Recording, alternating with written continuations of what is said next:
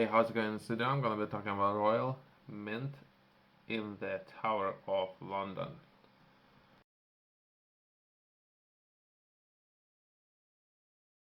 Let's take a history of what is the historical significance to this particular tower based in London. In 9th century, the origins of Royal Mint are often attributed to King Alfred the Great in the late 9th century. During his reign, he recognizes the need for centralized institutions to control the production of coins in England, which now we're currently debating with blockchain if it should be centralized or decentralized. So overall, I'm just looking at the history, right? So King Alfred thought it's good to have it centralized. However, it's important to note that coinage existed in England before Alfred's time, but he is credited with forming and improving the minting process. In the medieval period, the Royal Mint was typically located in various cities in England, including London, Canterbury, York. During the medieval period, the Tower of London became a significant location for Royal Mint's operations during the time due to its security. Some of the problems that they were trying to solve at the time. 16th century, during the reign of King Henry VII, significant changes were made for the Royal Mint's organization and operations. The minting process was modernized and coins were standardized in the terms of weight and finest.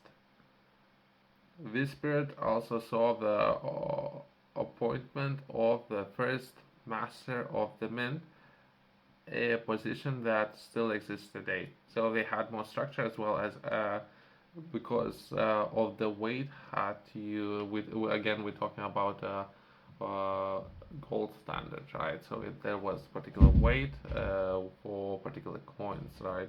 So it's something that we are looking at. Coins, if it was silver coins, they had to hold particular weight to hold particular value. At the time, with most of the trading that was going on, coins was tender of exchange of value, so they had to be particular weight if we're talking about silver coins. People didn't have the scales at the time, so those coins had to hold particular weight.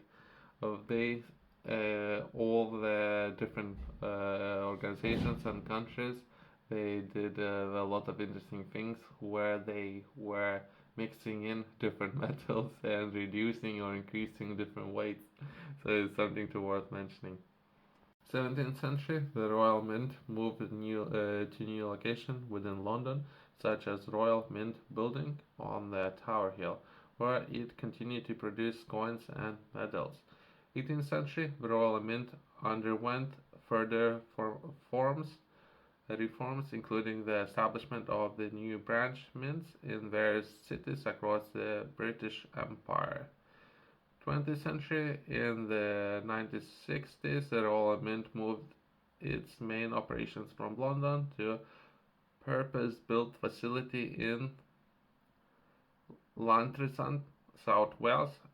This move allowed for more modern and efficient coin production. Uh, Modern times. Today, the Royal Mint in South Wales is a primary location for production of coins and medals for United Kingdom and many other countries. It also manufactures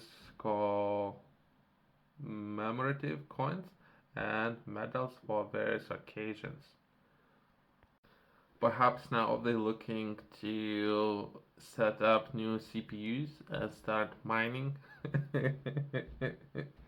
Perhaps they're gonna do that where in North Wales where they have access to cheap electricity. I don't know. Perhaps that's an option, right? So we begin and start mining different currencies on the blockchain. Let's take a look at some of the process of making coins and determining their value. I have done some research on that to understand it, but I'm interested to perhaps sharing that information in concise and summarized way. Minerals, metals. Historically, various metals have been used to make coins, including gold, silver, copper, which I believe was one of the first metals used, and bronze. The choice of metals often depended on its availability, value, and intended use of the coin. Coin production, blank preparation. The first step is in coin production involves preparing metal planks. These were typically circular pieces of metal cut or stamped from large sheet of bars. The size and weight of the blanks were standardized to create uniform coins.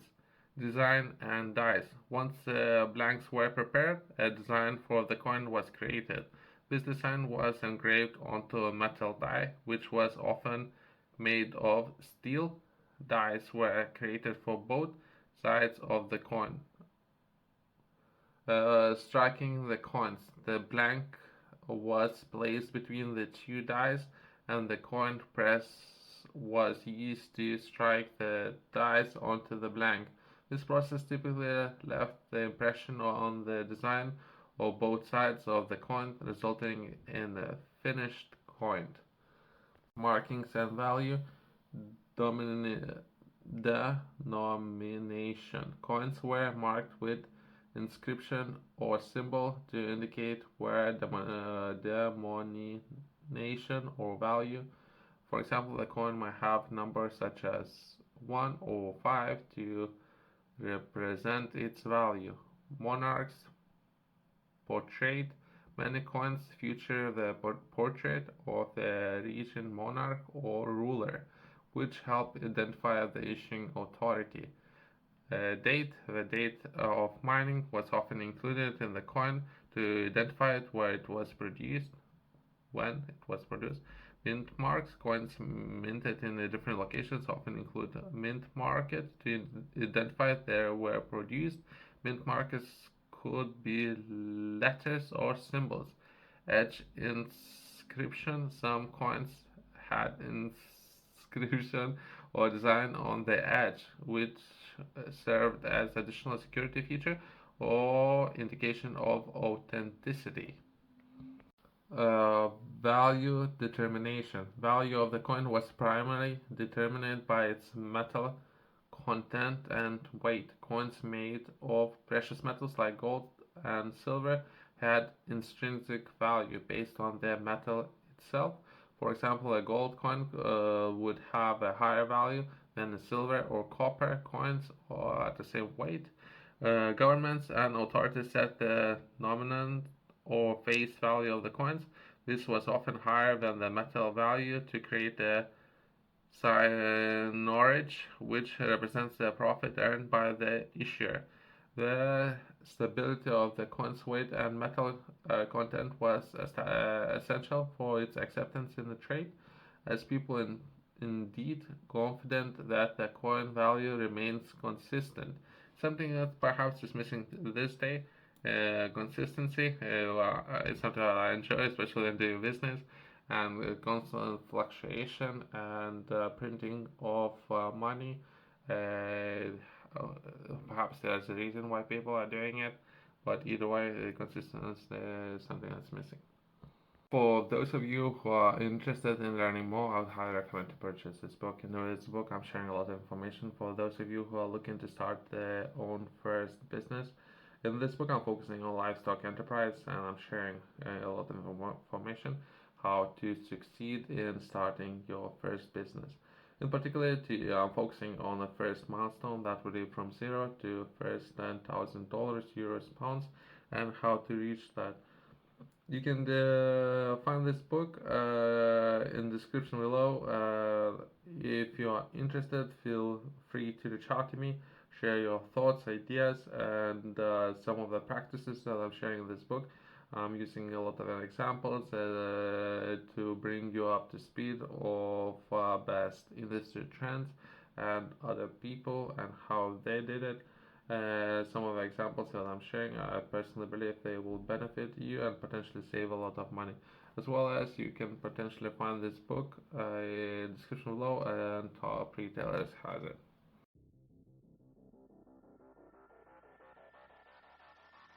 Over time, coin production method has become more sophisticated, with modern coins typically being minted using highly automated processes and strict quality control was implemented. The value of modern coins is determined by both their face value, as set by the issuing authority, and their metal content. Although many coins today are made of base metals and they have very little value compared to perhaps silver, gold, as it what was used before, where coins was holding some value.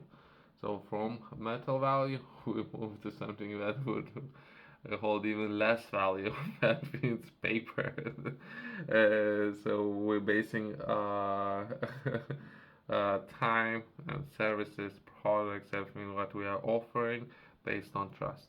Thanks for watching. I'll see you next one.